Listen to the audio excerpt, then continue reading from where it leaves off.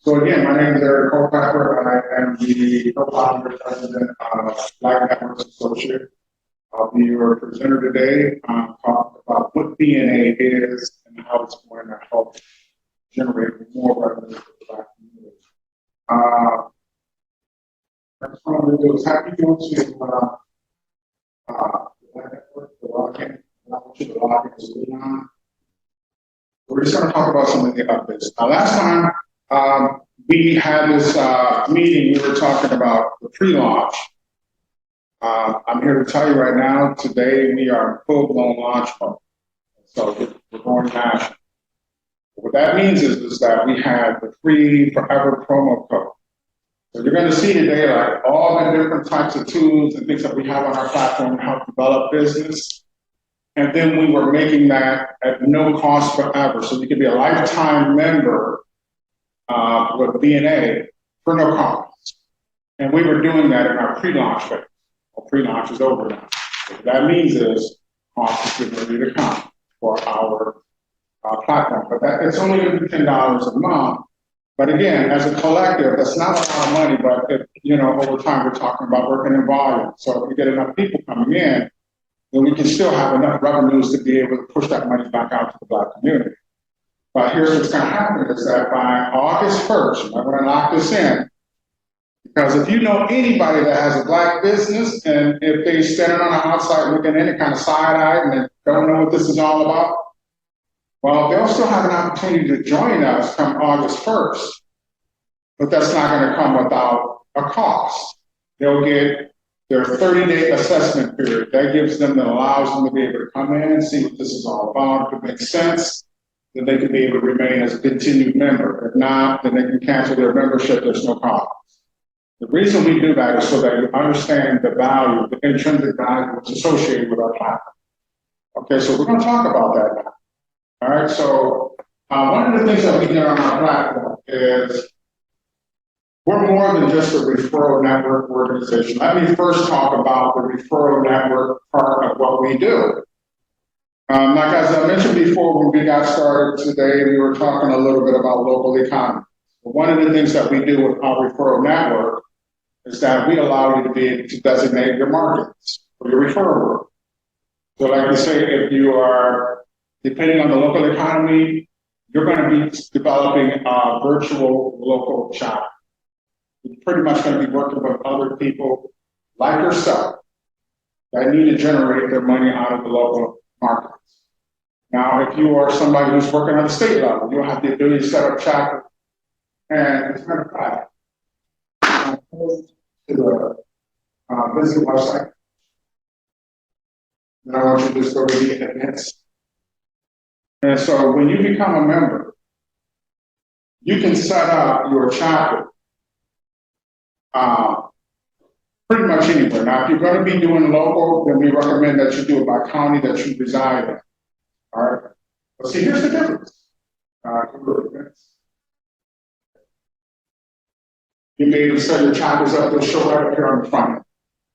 Now, here's what's nice. This is what you guys got to understand. What's so unique about this type of referral structure that we have. If you went to a traditional professional network organization, you're going to expense about $600 for that for the year. And typically, it doesn't always serve the best interests of Black business owners. You sat there every week, you're coming in, they're passing paper referrals around the table. And a lot of times you'll see those referrals passing right by you. Well, they don't stop at your spot, they keep on moving around the room. You haven't paid your dues to be in there like everybody else. Now, here's the difference is that with us, when you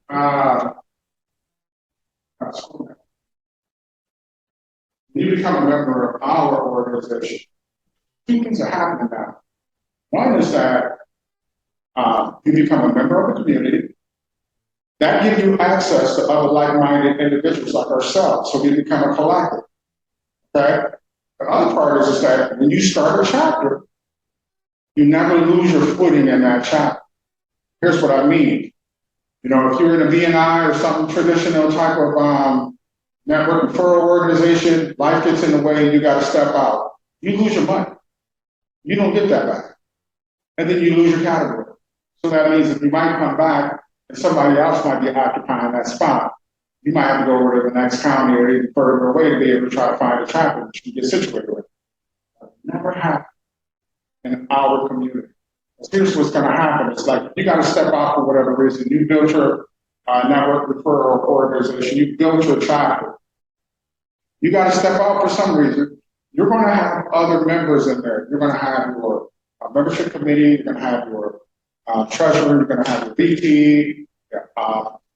All your different players and leaders that are in that team can take over for you while you step out. And if you have to permanently make a transition and have to step out, you don't lose your footing in the community. You're still part of that community. You're still gaining something for that membership as opposed to when you are doing a network referral organization with somebody else. Once you step out, it's like you're gone. It's like, it's a crapshoot at that point. So you're not have to worry about that. When you establish your network referral or organization or chapter, it'll show up here on the front end. Now, go back to the when you become a part of it, it's really easy to build a chapter because we're talking virtual. Everyone is beginning to make this digital pivot, like I mentioned before. Like I go and I sit on these summits for CEOs, I sit on these board of executives. All of these guys are talking about the same thing that I'm telling you right now. That's why you're looking at the layoffs and the downsizing and all this other stuff that's happening right now. They're all going in the fetal position, survival mode, because they understand that costs is getting ready to go up rather to bring your business in. So it's just simple, fundamental business practice 101. So they start cutting and staffing and doing all this other stuff. Here's what's nice about this here. When you establish a virtual chapter, you're not blowing up your car and putting on all this mileage and everything, driving up and down. Look at how they're doing with Salesforce right now. They're pulling these guys back in the office. They're making more phone calls. Telling you what I know. Why? Because more costs associated with doing business that way. And so here's what they're doing now is they're doing things more virtually. And we're going to have our organizations set up where you're doing things remotely and virtually as well. Because that's the way our industry is going. That's the way the world is going. We can thank the pandemic for that. It ushered in this new era that we're in now. And so here's what's going to happen is that, it's just self-evident, But here's what's going to happen is that what we're trying to do is get people familiar with the technology. I'm going to tell you this is another disconnect where a lot of people of color, there's fear of us because there's fear what you don't know. And so when you start talking about all these technical advances, you're talking about platforms, and you're talking about virtual this and digital pivots, they're like, oh my God, what is he talking about? This is a foreign language he's talking. So rather than just, plead ignorance that I don't know, they just plead. Because rather than trying to learn anything, they're just like, I don't want to know. So they just continue going. This is why we put a learning management system on the front end of this as well.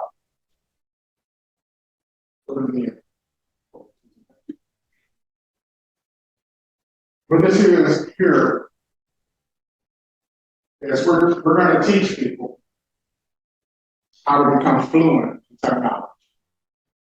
And so, now I will tell you that children, our Black kids that are growing up, they're tech savvy.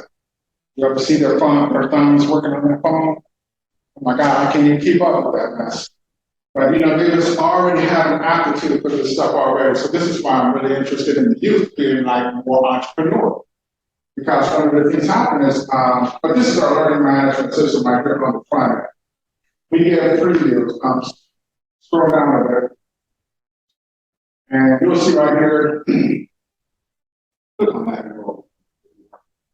This here, that's talking about that. Like Evan, you own the business. If you had employees, they're giving up $26 an hour. This is a course that's going to be reserved for people that join up. That's real money. That's a government program. If you had employees between, there's time, there's window. So this is another instruction that we're giving people that's, me and Marcus was just talking about, he's got somebody that might qualify for this program. You know, because one of the things is that they being black businesses is non-essential. A lot of times we just missed out on compensation that came to these government programs. So we're trying to like get that money. So whether you're a church or whatever, if you are impacted by that program, okay.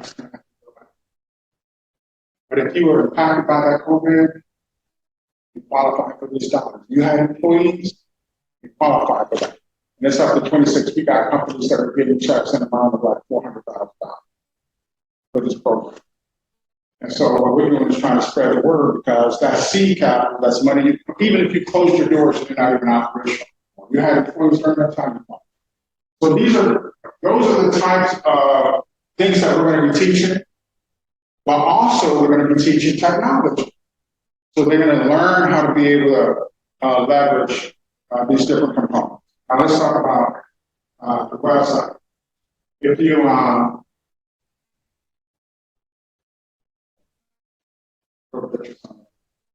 talking about these websites. Okay. Here's the strategy. Black-owned businesses are spending a lot of money on digital marketing unnecessarily. Let me repeat that again.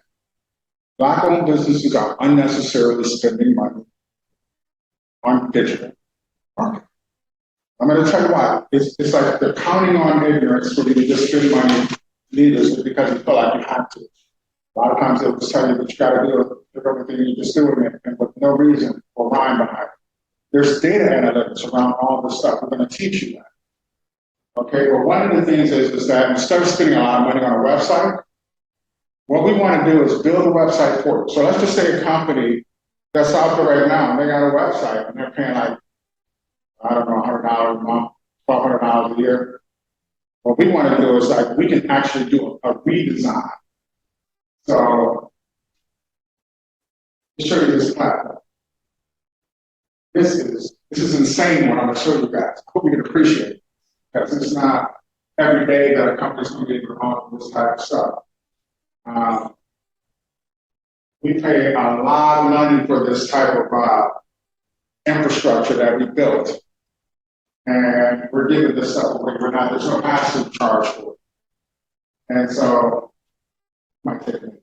Let me tell you about the website. So when you're building out a website, the reason why it costs so much money is because there are other integration components, or what they call elements, that have to go into that website in order to make it compliant, functional, make it, more conversion from people just looking at it to actually become customers or clients or whatever. There's money associated with that. So what happens is that they're charging you all that money for these different components. Okay. Our systems have all of these different elements that are built into our websites, and guess what? You don't pay for it. So here's the concept behind it. If we can get you to save the money on the website, now we can begin to start using the money towards SEO, what they call search engine optimization, or any type of ad campaign to drive traffic to your website. Because I'm going to tell you right now, when you have a website and you got no traffic, it's a building with no doors or windows. It's not accessible to your people that are trying to get to it in order to be able to, tell them what you do or communicate what you do in your business. So, let's use your website as an example. Marcus being an agent in my organization, actually,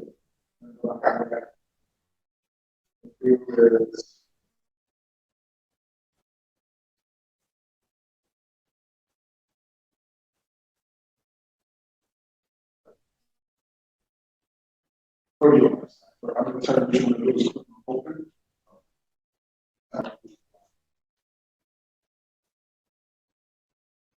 Yeah. All right, so, Marcus being an affiliate agent in my organization, it's a free website. So this is why we do this on our PGA side of my insurance agents. I'm manager general agency, I manage other insurance agents. So what we do, that's how I know how to do all of this already because I'm doing it. But now we're going to apply this on a much bigger level with BNA. So your websites have something which is called open channels, where you can actually be able to talk to a live representative, 9 to 5, Monday through Friday. Let's look at some of the components in there. Go down. You will see that this is a responsive website. That means that this ain't no canned website. You got companies, Fortune 500 companies like Coca-Cola and things is using the same platform. Now you guys can be able to have that, no problem. We're going to a little bit more. Now, you see that there's a lot of web animation that we have built in. That just comes standard. You can basically tell us how you want to be able to look and feel. When you become a member, there's an application you fill out to be able to build a website. You go in and you tell us whatever, and then you actually talk to a design consultant if you want to have specifics on how you want to have it built out. Okay, so now you can see all the different elements that you have in your website. So we also have, along with down the bottom, we have something which is that CRM. We're going to talk about that CRM and what that CRM is doing. Yeah, I'm just telling you right now, this is what a lot of Black people are not cognizant of. It's a customer relation management system. I'm going to tell you how that's going to, you can do competitive knockouts. I'm going to show you guys something. When you walk away from it, you're going to know something today. You're going to know some stuff. So going all the way down your web form, contact. So you will see that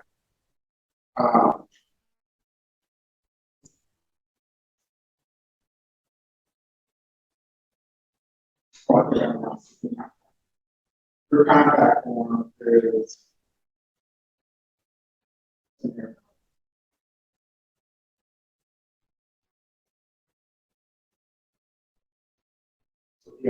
That's a CRM. Whenever somebody fills that form out, it instantly creates a lead generation in our system. Okay. So now what I want you to do is go back. You're going to go right up to the top. And I'm going to have you, actually, what you're going to do is,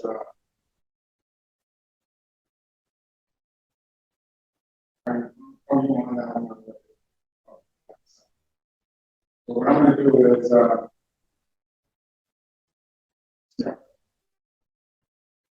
okay, let's talk about the CRM now. First, I'm going to move this up real quick. So with that CRM, customer relation management system, it is imperative that you have one as a business owner. If you don't, you're flying blind. You don't have analytics. I'm going to tell you, there's 3 different things that you need to have in a CRM.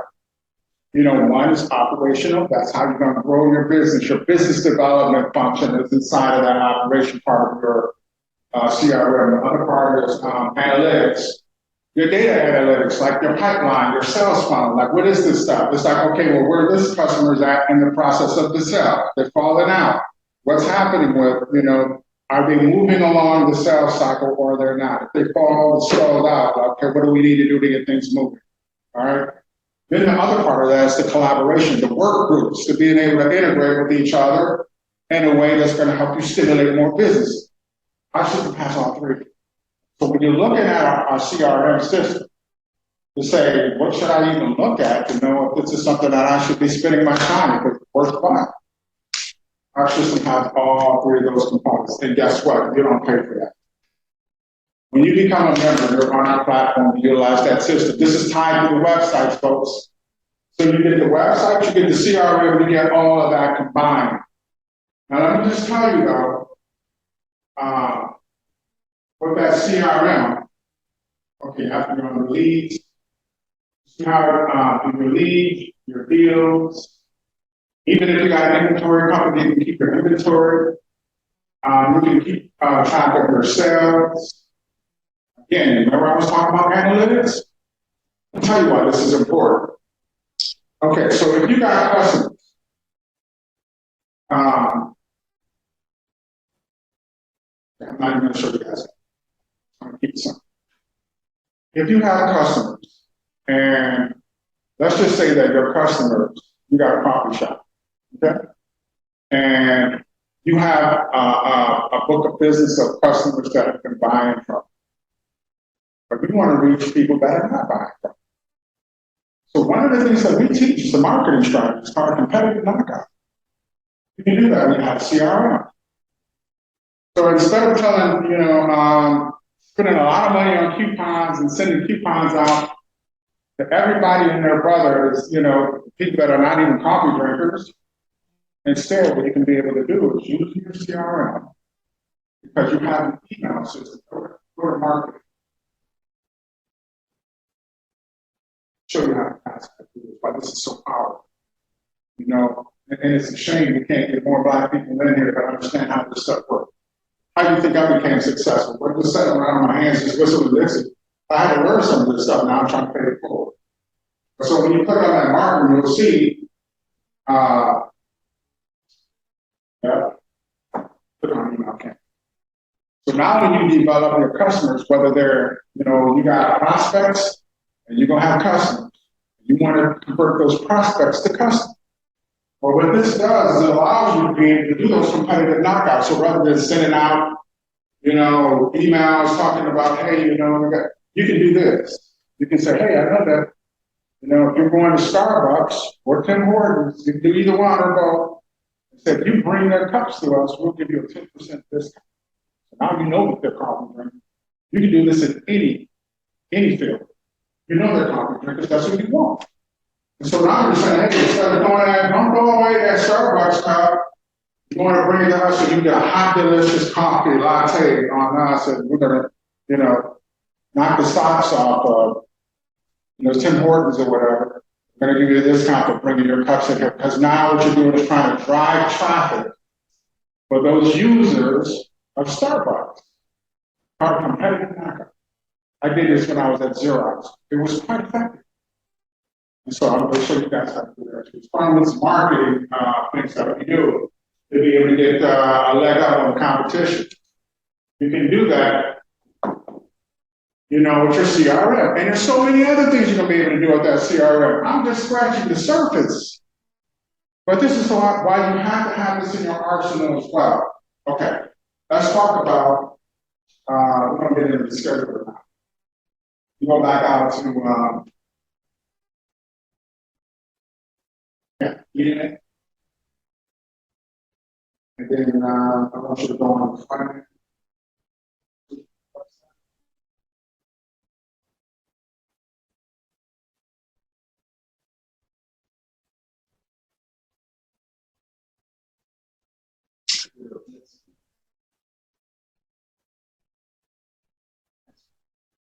I appreciate you. All right, so this right here is something you guys also have. This ties in with your CRM. You see how all these integrations go together.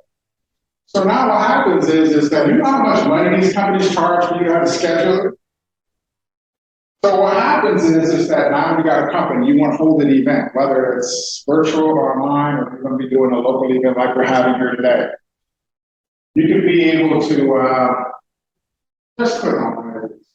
Once you go ahead and you get your membership, one of the things you can do is you can actually set up your own events. And it's going to drive traffic. So now you being an authority on the subject matter in your company, you hold workshops, you can teach people, you can do mentorship programs, you can do all this type of stuff. And so screw around the button. You're going to see that you have all of these right here. You can actually link those to your Facebook, your social media accounts, email, and all kinds of stuff. What are you trying to do? You want to be able to fill out that reservation. And so all of these tools that you have, again, this stuff is free. That gives you the ability to be able to fill out the registrations a lot more so than just you out there handing flyers down the street. So I'm trying to tell Pastor, I'm like, well, it's kind of archaic, but that's what you want to do. It's not the best use of time. Because most people are online, they got their phones in their hands, they're going to be accessing this stuff anyway through their phones. I'm telling you what I know. It's funny you say that. That is business cards, where instead of having business cards, it's like a QR code on your phone, and they just scan it and it sends them all over your information. Yeah. It's like me and him were sales dogs. It's like when you start learning Crawling along, man. You start figuring that stuff out, right? Yeah, I mean, that's how they do it, you know. And like I was telling you the other day, the VCFs, you know, the virtual contact file. You know, when we start getting into talking about our virtual chapters, we don't do paper business cards. Like I can sit here and hand you my business card, and next week you'd be like, oh, what I do with that card? But when I send my contact to you with my phone, now that's going to follow you on your next device. You'll never lose that information. And so now what happens is when you become a member and you open that chapter and you got your other referral partners in that group, you can be able to send them, because I'm going to tell you right now, this right here is your modern day Rolodex, folks. Got at least 100 contacts in your phone. So what you're going to do is you're going to say, yeah, girl, you know, I got so, this is my guy right here, you know. And when you send that over, they're going to be like, well, what does he do? Oh, yeah, he's my insurance agent. I got this, I got that. Okay. And so now she's going to do the same thing for her people. And they're going to do the same thing for her people. Next thing you know, you got a flood of referrals coming in. You ain't had to do nothing. All y'all did is talk. And it's like, girl, so now your contact. And see, it's what they call contact sphere. You have people in your contact sphere. I have them in mine. Everybody's got their cycle of people that's in that sphere. And so when you have your phone, you start getting in, you start like, hey, start conversing and talking back and forth. See, this is disconnect that we have. That's why I'm trying to pull this together so we can start forging those relationships in a way that's going to stimulate business. So that's one of them. All right, because gone are the days of doing everything by paper. We're doing it more digitally now. I mean, we're just moving into this era. And it's like Black people are the ones that's kind of left out because we're always the last ones to figure things out. Everybody else is already there laughing all the way to the bank with our money. We're trying to change that dynamic. Okay. So let's talk about the online hour. I told you, you guys got questions before I move on? Okay. Come back up to the top. We're going to go to the directory, please. We're going to talk a little bit about that online data. Why this is so important. Again, this is tying in with your CRM, it's tying in with Google Places, it's tying in with all of that. And what this is it's very essential in creating visibility, enhancing the visibility for your business, okay? Because, you know, I'm in the process of getting more data entry clerks to be able to, when we come across a Black business, we're putting them in. And then it's another way that we're going to be able to drive membership.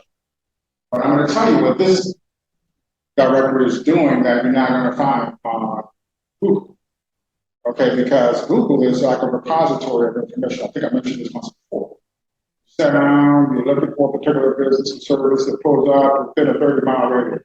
Small footprint.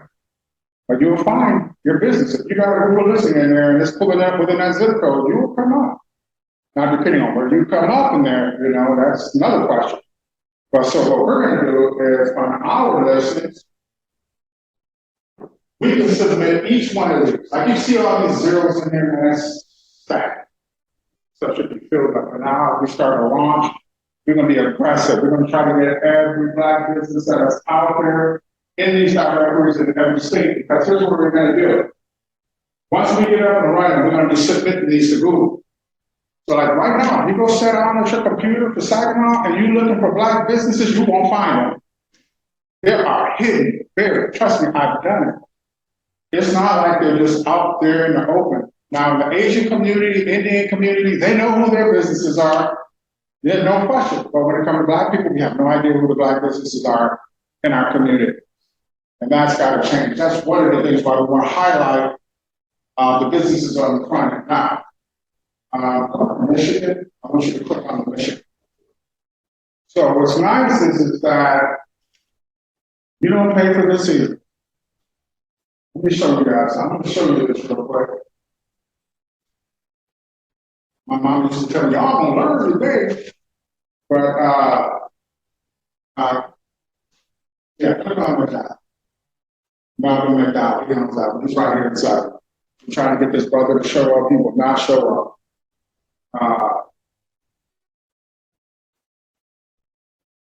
You see where it's at to claim that? He can come here and claim this listing right now. Now, again, like I said, membership right now is free. Won't be that way forever. But so we got data entry people that are putting this stuff in. I'm gonna hire somebody to start doing more data entry like this. But so what this is gonna do is I'm sorry. If you're hiring. If you're hiring. oh, I got you. I have a proposition, don't worry. I'm gonna bring you under my wing, under my fold.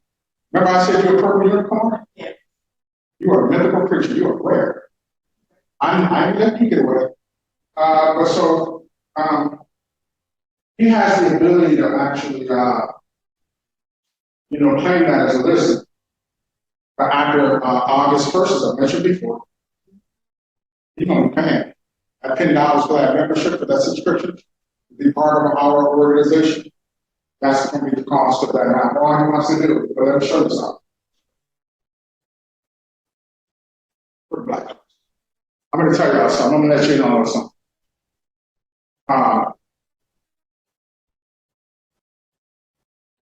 Not all black people have black consciousness. Okay? One of the things that we're trying to do is we're trying to raise awareness so that people will understand what we're up against. Like I said, it takes a battle mentality to be survived, especially if you want to work a job, that's fine. They'll leave you alone all day. Because that's one step up from an individual servant. So every generation that's coming along, they have to start from zero with a job. Ain't nobody leaving nothing for nobody. That's not an answer. This is why we're not moving on the economic Richter scale, like I mentioned before. But what this is here, check this out. Scroll down. As I mentioned before, you need to see this stuff so we know I ain't making this up. I look at all of these black directories around the country, and there's quite a few, but you know where they're at? Down in the South. Over there on the Eastern Seaboard, Washington, D.C., Pennsylvania, New York. You can see the black people go jumping like crazy. Then you get down here, it's like a black hole. Devoid of any type of black consciousness whatsoever. And I used to have a short story. This brother, Jimmy Green, I used to work for him. He's another affluent black guy like myself in Saginaw. Lives out in Wheeler, has a white wife. He's a black Republican, devoid of any type of black consciousness. People used to say all the time when I would come across them, they know me and Jimmy Green, they would say, "Are you related to him? Y'all look like brothers." I'm like, well, that's where it stopped. We could not be more different.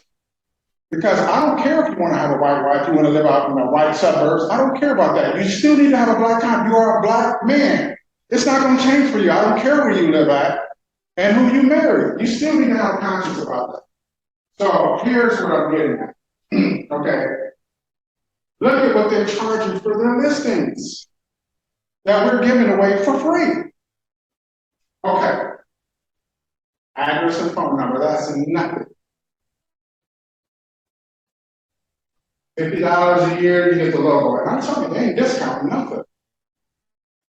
I mean, again, this is what we're talking about, badges and social media links. Y'all get that for free. Plus, we're going to be able to do some other additional things with our, I guarantee you, this is a static directory. This is buried. You have to find that. You got to dig it out of the internet to find it. But so what we're going to be doing is we're going to actually make it an active, living, breathing directory that's going to be pushed out so that we're getting impressions. With their premium. Okay, so this is what we're offering right now. This is our listing. Scroll down with us so they can see all of that in there. Okay, so that's everything now we're on. We're going to give you 5 deals. That's what you get. You only get 5 deals out of it. Ours is unlimited. Now, we don't cap out how much you're going to business you're going to get on our listings. They cap out. And again, you're paying, what, $100 or something for the year? We don't do that. Okay, so let's go back to our list down to, so now you just see all the different things that they give you on there, right?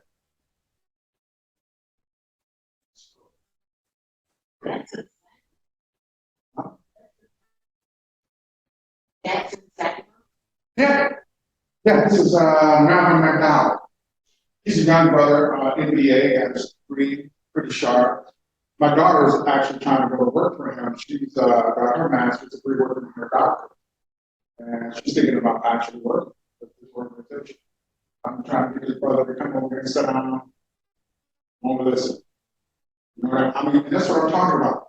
Education, articulation, it means nothing. You don't have that black consciousness, it don't mean nothing.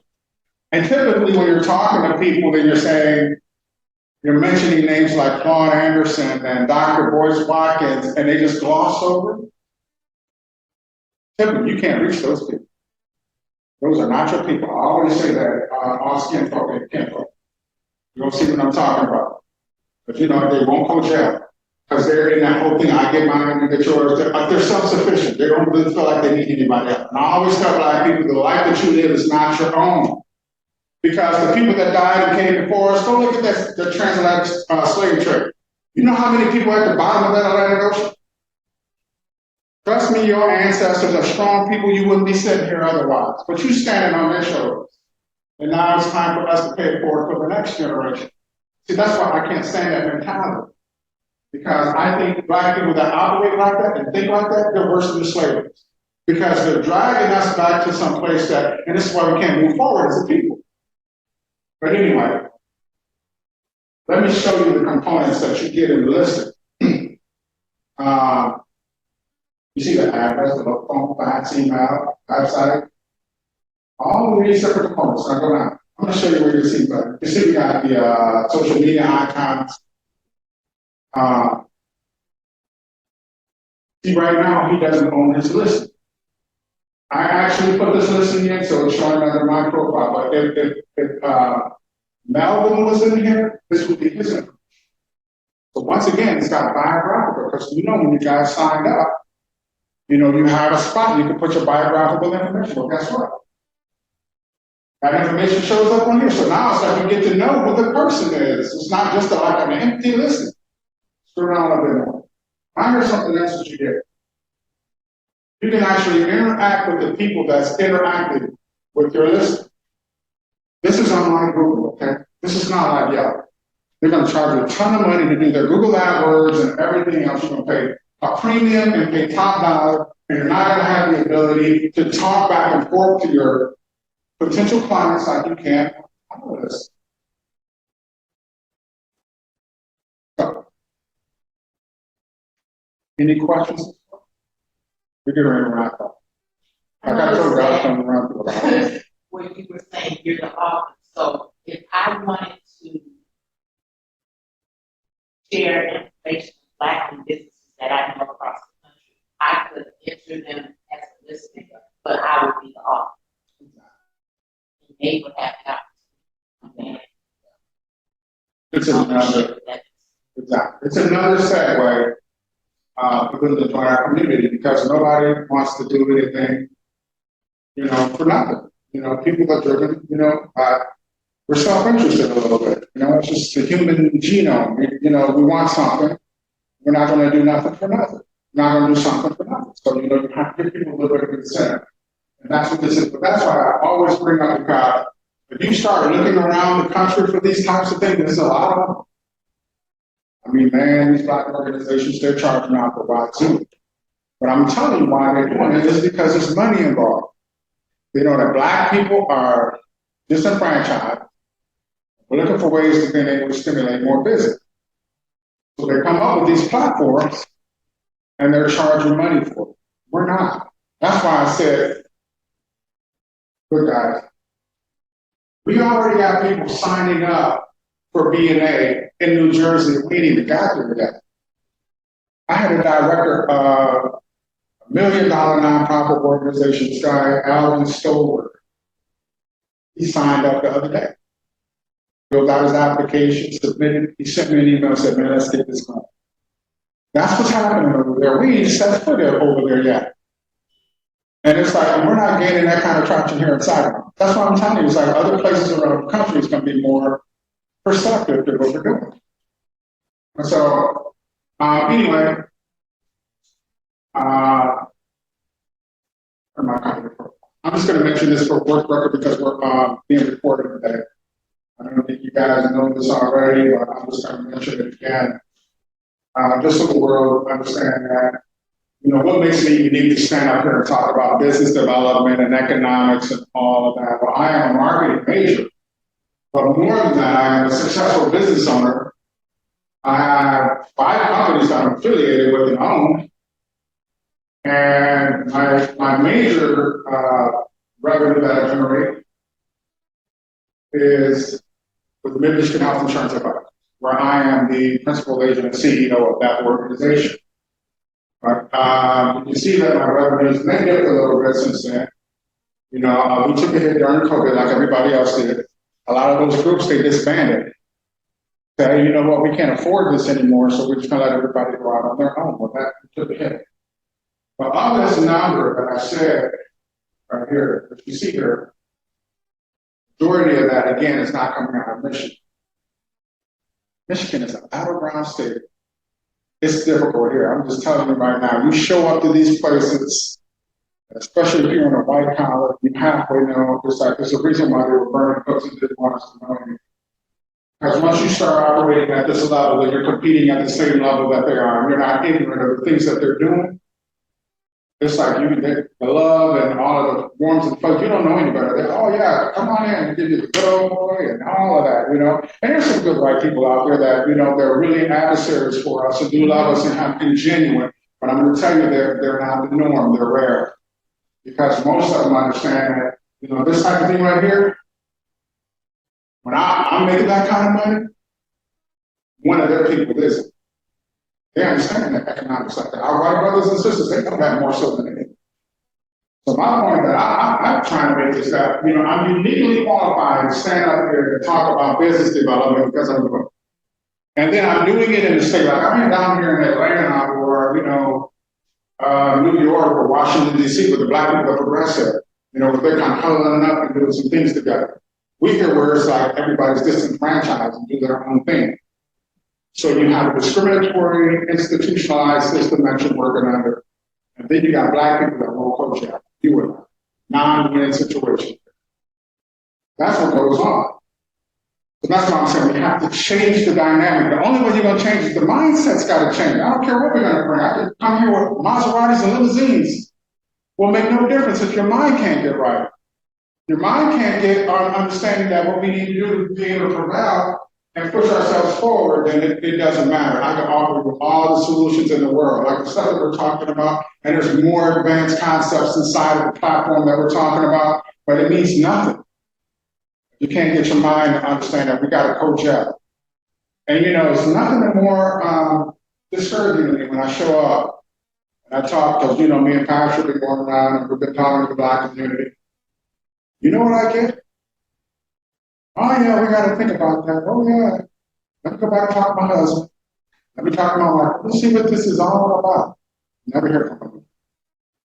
But like I said, we've been asking them if they know who Claude Anderson, if they know who these people are, they know who Dr. Rockins. Typically, these people walk away from us and never even give us one more iota after that. They're typically not folks who have that black consciousness. So, all right. Yeah, one of the things I'm going to say in closing.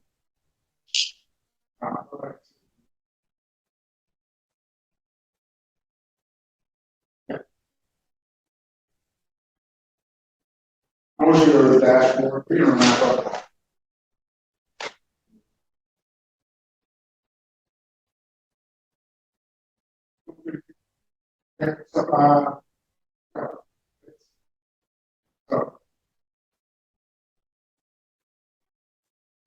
To the orientation industries. This is something that me and Dana, we've been talking about this quite some time now, quite extensively for that funding resource. You know, raising money is not an easy task, is it?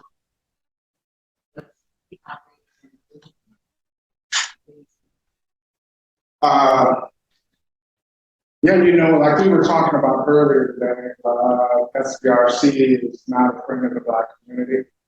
I know I'll probably get in trouble for making that statement. But like I said, it's something that's worth talking about because, again, it's an elephant in the room. But You know, we don't have the ability to. If there is no struggle, there is no progress. And if you're a Black entrepreneur who's ever tried to successfully support your business out here, Sure, I'm going to that conference.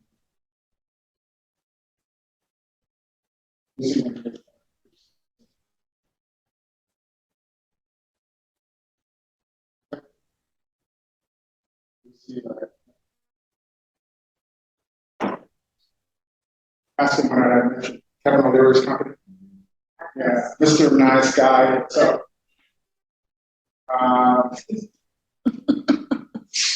yeah, piece of work. He is the probably half the reason people watch that. Yeah, his antics are, I'm telling you, well known in the class.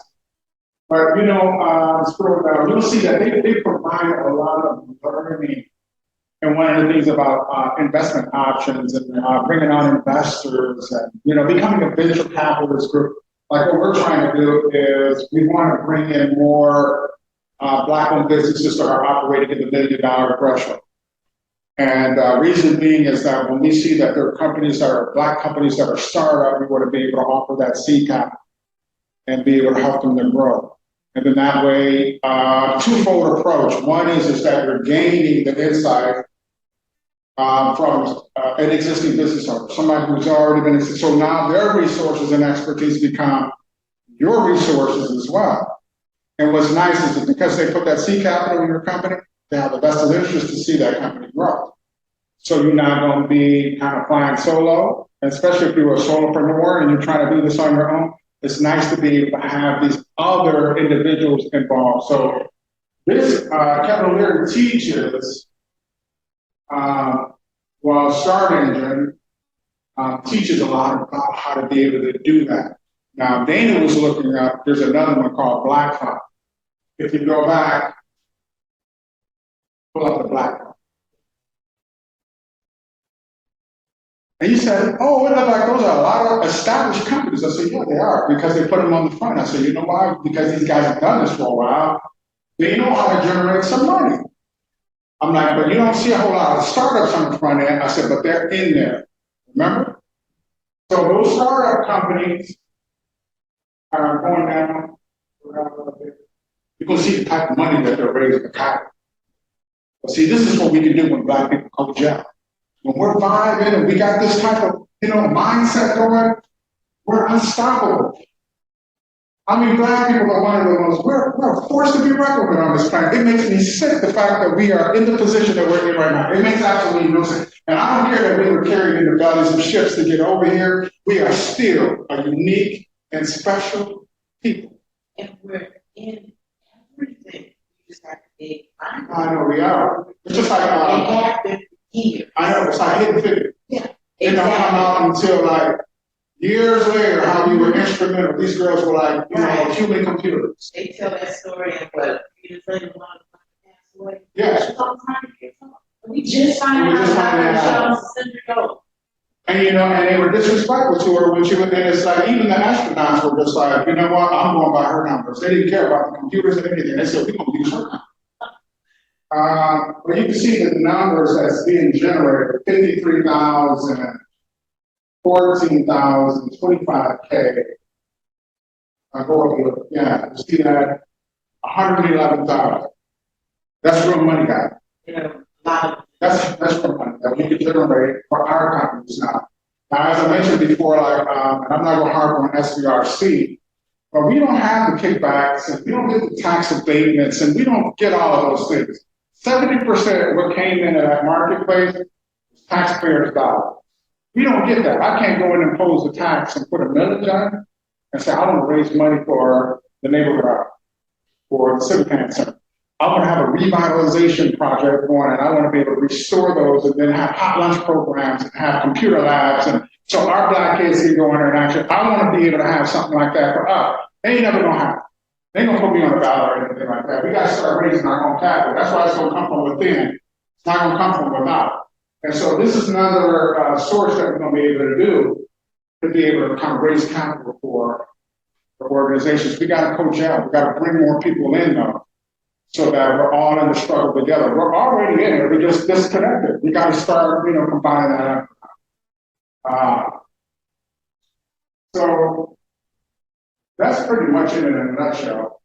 I think I'm going to leave it right there for now. I mean, we covered a lot. You guys tell me. I mean, if you got things on your mind, what you're seeing, you like what's going on in Saginaw, you're looking at the weeds growing up through the ground, you're looking at the gray iron nodular that's now an empty field, you're looking, what's going on around here? You like what you're seeing? Okay, let's just keep not doing anything then, and let's keep going the way it is. But if we're going to change something, the only way you're going to see anything different, or you're going to see a different outcome, you've got to do something different. It is not going to be by happenstance. It's not going to be some random event occurring. We have to actually be on purpose and do things together in order for our situations to change. Nobody's going to change it for us. So that's what this is all about. What does that look like now with the actual city of Saginaw's east side population?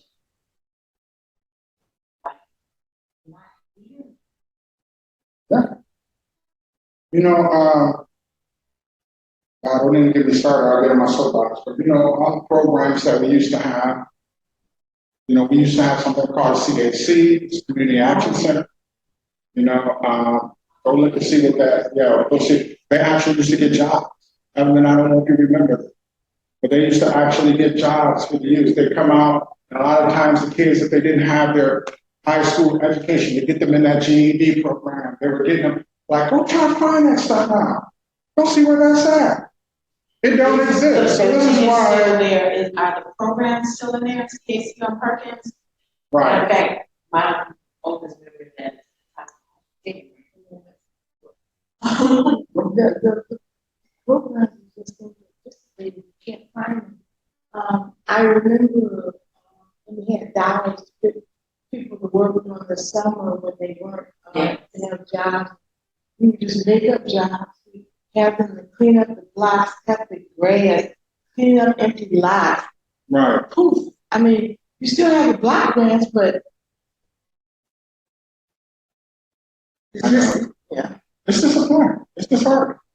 We're old enough to remember what it was like back in the day when, Black people were somewhat thriving. General Motors was booming, like my brother could get out of high school, but, and now what happened is General Motors is not what it used to be, so now it's becoming a fighting frenzy for the money. Like if you don't know what's going on, that Vision 2020, they had this Vision 2020 program that was going on. And I don't know if you recall, they were going to try to bring the seasons. It was like some kind of big research development, something like 2,000 jobs that were supposed to come, and and it faltered through. But they were doing the same thing with them that they did with SVRC. They were going to give them all these big tax breaks and these tax abatements and all this other stuff. But they ended up because they did not want to be in Saginaw because they're associated with the way things are around here. So they actually moved somewhere else. But it's up to us to be able to stimulate our own economies now. It's just only gonna. Let me tell you guys, the forecast for people of color is not looking good for us. Claude Anderson was right. He said it. He prophesied back in the 90s. He said, we're not going to be a second-class citizen. He said, we're going to be a third, fourth, fifth, and sixth. He said, because other races are outpacing, we're going to be a permanent underclass. That's his words exactly. Go look it up if you think I'm kidding. He said that, and he didn't lie. And it's because of these types of things that I'm talking about, which seem like advanced concepts. This is just normal day-to-day practice for everybody else. We have to play catch up. And it's great. We're getting educated. Our girls, especially our young girls, are turning out in the droves in these colleges, man. I mean, I'm proud of them. But they're not taking up entrepreneurship. They're going to work these jobs. That's what they teach you how. One young man I met, maybe 25 years ago, was excited because he was taking this entrepreneurial class at the Paul University. And even then it was weird to me. So how is it college? Yeah, they don't We teach have that. this book, and I asked him, I said, well, it is professor.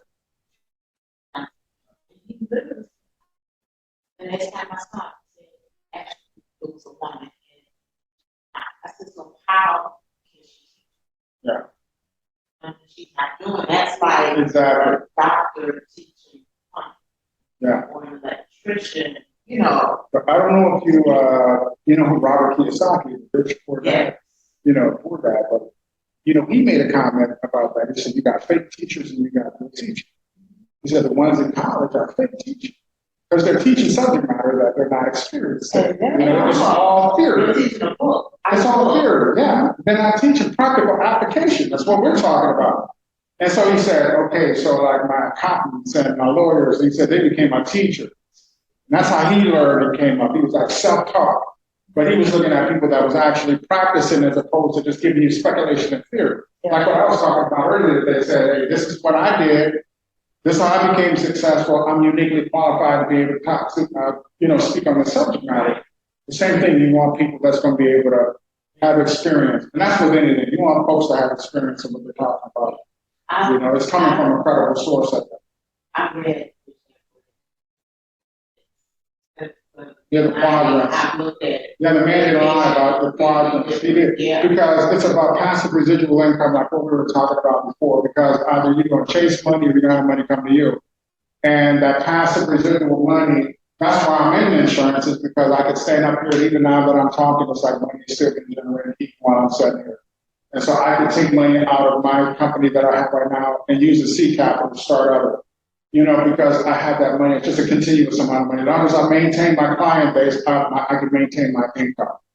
You know, so when you have a position like that, now it's a position of power. Because it's not like you have to go and like chop down trees and you're just grinding to get that money. And so here's the thing about it is when you have a job, you're putting your sweat equity into that company. And when you walk away, all your equity is in that company. You don't get to keep any, you don't get to keep any of it when you walk away. We also give them power. Yeah. Like I said, you're just one step above an indentured servant because, you know, lo and behold, you got a sick kid. I remember when I worked for it, I used to make about $100,000 a year as an account executive. I was working for Xerox. And me and my wife used to have to play tag team when the kids got sick. I'd be like, I did it last time, babe. It's your turn now. You know, I done took the time off of work. You got to do it now. It was always a fight as to like who's got to take the time off because my parents were still working at that time. So they were like, "Oh, you can bring the babies over here, but when you take off, you got to take and look your son. You can't leave your kids over here. We raised ours. We ain't gonna raise yours too." So we were in the pickle. But when you work that job, you know exactly what I'm talking about. They got you by the short hairs. It's like you can't make a move without getting that permission from, you know, the boss man, the boss lady to be able to get that time off. See, that is not a position of power. That's what we're trying to restore, is get Black people back into a position of power. You know? They ask money, they think that paycheck, they're gonna go to work 5 days and get the paycheck. They don't want to pay the cost to get to where, because it doesn't happen right away. You end up entrepreneurship, it's going to take you like 2, 3, maybe 5 years to get enough money up where you feel like it's going to cost you.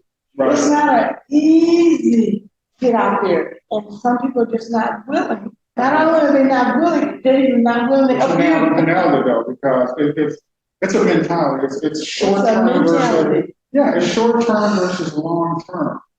You know, I'm just going to get money now, and I'm just going to work, you know, hour by hour. Yeah. Clock in, clock out. But then it's like that, you're stealing from your future when you do that. Yes, you are. Yes, you are. You know, because you know, you're never going to have anything to show for it at the end of the road, other than like you bought a car, you might have bought some few things, a couple of, you know, material possessions that you might have got out of it, you know.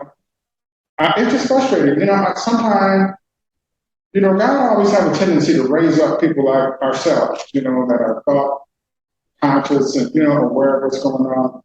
But I gotta tell you, it's like we're modern day Moses. We're out of time because, you know, like Moses was trying to set his people free.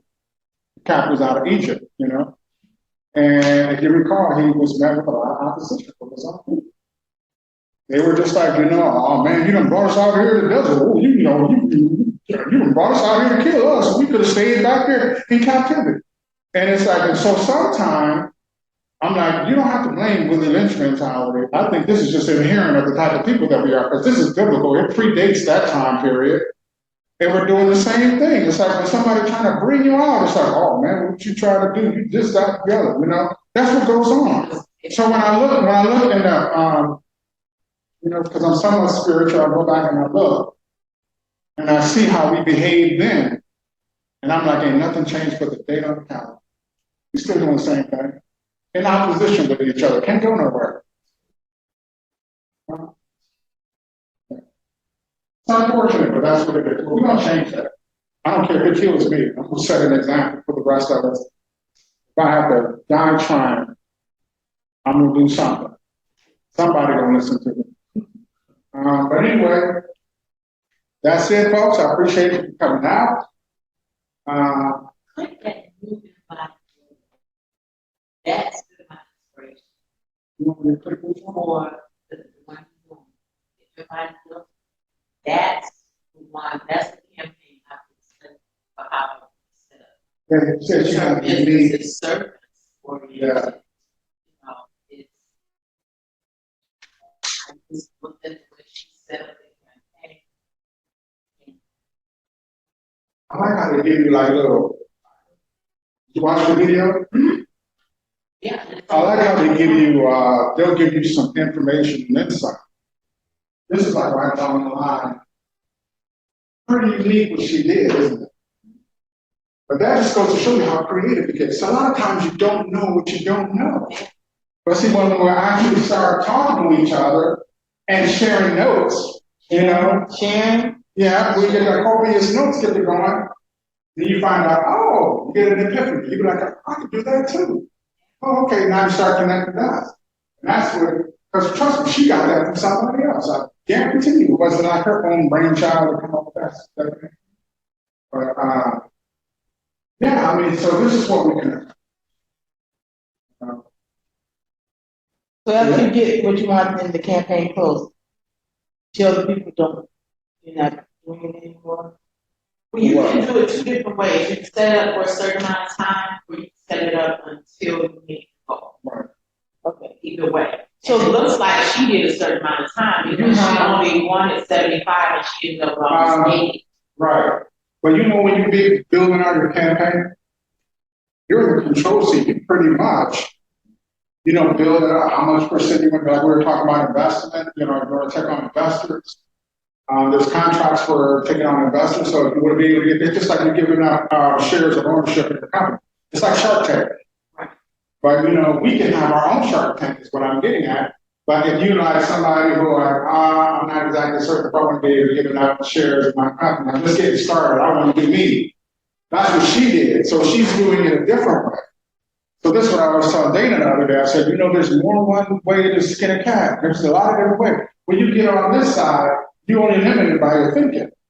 If you're out of the box, you can be able to do a lot of different stuff because see, it's up to an entrepreneur to figure it out. See, that's the difference between, you know, clocking in and working a job.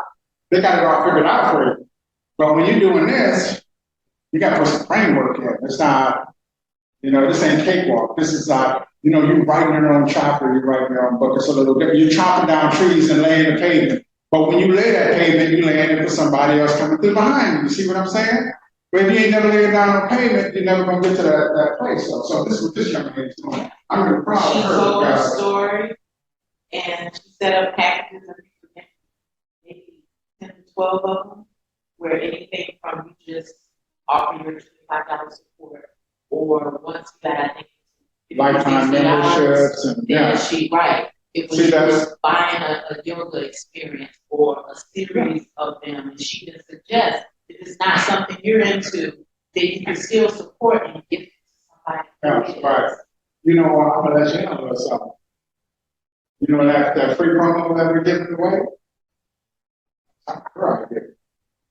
You know, so where we're trying to get people to, you know, our pre-launch phase saying, hey, just come in, we want to build membership. And we want you to just come in to see how this thing, and even with that 30-day assessment period, that's a concept out of her playbook. You see how all this stuff works together? So whatever she's doing is working, I'm going to apply it to what I'm doing. You know, we ain't reinventing the wheel. So this is why I say you can minimize your risk and your mistakes when you start out as a solopreneur. So you don't have to sit there and be, you know. Really, one of her packages was, you were a part of her photo shoot for her building up her website. Yeah. So you came in dressed, she had a makeup artist and music and pretty status and I mean, she just did That's pretty all cool, right? kinds of things. Creative, All very creative. Yeah. Well, all right, guys, I think that's gonna be it for today. I'm about up on my time. Like I said, I didn't give you a mini sermon or you didn't get a history lesson, but I think we covered a lot of information, don't you? Yes. we did. I've heard of Claude Anderson, but what was the Watkins guy? What was his full name? Voice one, Voice Boy, Watkins? B-O-I? B-O-Y, B-O-Y. B-O-Y.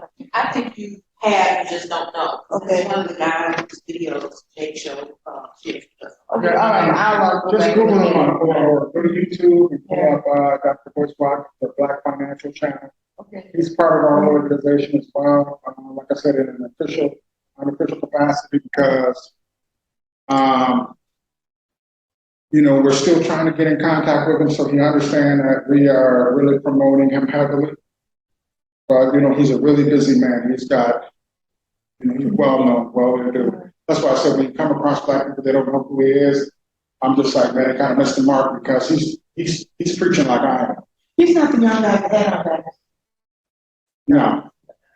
He's an I've seen him before. Older. Okay, I've seen him. older gentleman that kind of looks a little bit like me. He's got this little beard, his bald head, he wears glasses. He's a professor. Okay.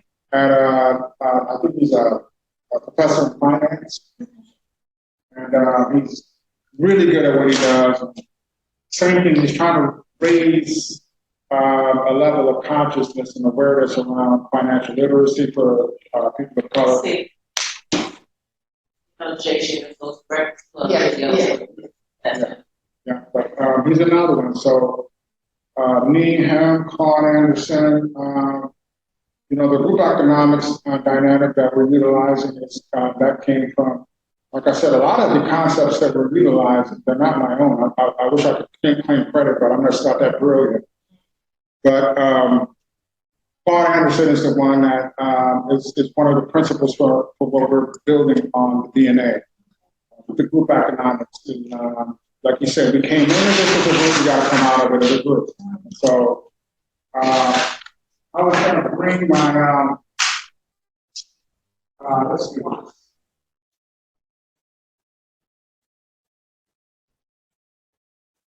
The last thing.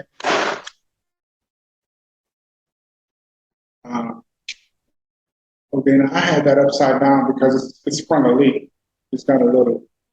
Oh, because the water, water. I set it up because when I pulled this out, literally water. It was, yeah, that's why I had it. I thought it was ice already. I haven't used that in years, and I had no idea that thing was leaking like that. So I'm gonna have to clean all of that up. Ice is coming out. I know. It's just. I'm gonna have to clean that up. So.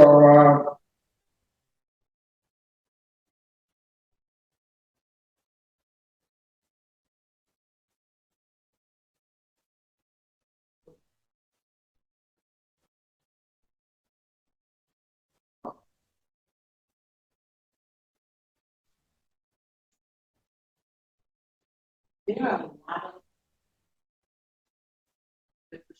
memberships, clubs, Music. and such. Chicago Black businesses, but you have to be at a certain level.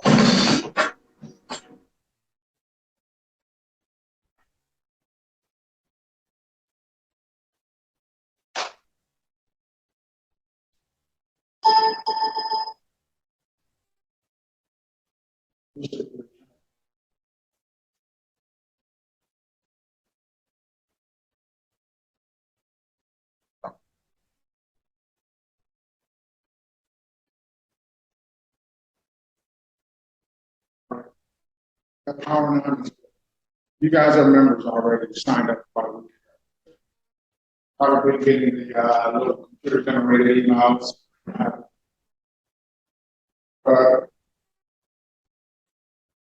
Yeah, in the e-library, under the collaboration folder, that resource folder, you got a copy of the PowerPoint. Chapter 5 is what we're doing. So guys, if you want to look at chapter 5 is going to give you the playbook. It's the recipe how we're going to get out of our situation. Dr. Clark, the guy is brilliant. I'll tell you how to do it in chapter 5 of that book. I highly recommend you guys read that in your leisure. You can download it to your phones, and you can be able to look this stuff up over in your leisure. Marcus, you want water?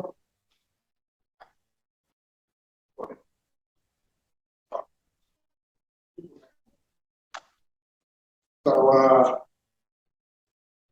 if you go into log into your account, you go to your collaboration folder, and you're gonna click on e-library, community e-library, and then you're gonna download this book now. E-library, and Colorado. That's the book.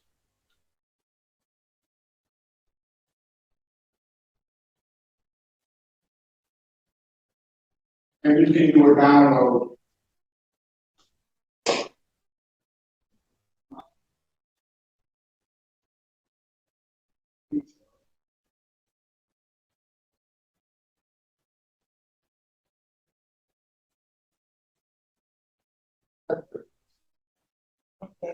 You can download it. There's something. Download that. Download it to your phone. So we make that book available because it's brilliant. First of all, chapter 8 talks all about churches. Our churches need to become a community center. The backbone of the Black community is always the Black church, always have been. But we've kind of lost our footing in the Black community with our churches. One of the things is that, they always have the building fund. Nobody knows what that building fund is for. And they take up these collections and stuff of the church, and nobody ever see that money going back into the Black community in any way, shape, or form. So what happens is Black people begin to start losing confidence. What is our churches doing for us? Might be able to give us a hot lunch or something like that, or they might have a bingo night, or they might have other stuff. But after we walk away from our feel-good messages, like what's next? Dr. Claude Anderson addresses this. There's an economic playbook for churches. I'm going to tell you right now, the Black churches are the hardest ones. Anytime they think somebody's taking something out of their collection plate, they're trying to put something back in there. But it's a different way. What about it? Just got to think it a different along those different lines. And chapter 8 in that book is going to explain how we can do that. I'm going to tell you, I get a lot of opposition from Black churches. But when you read chapter 8, you see what Claude Anderson's talking about. It's a game changer for all of us. We can get the churches involved. What we're trying to do is flip this whole thing upside down. So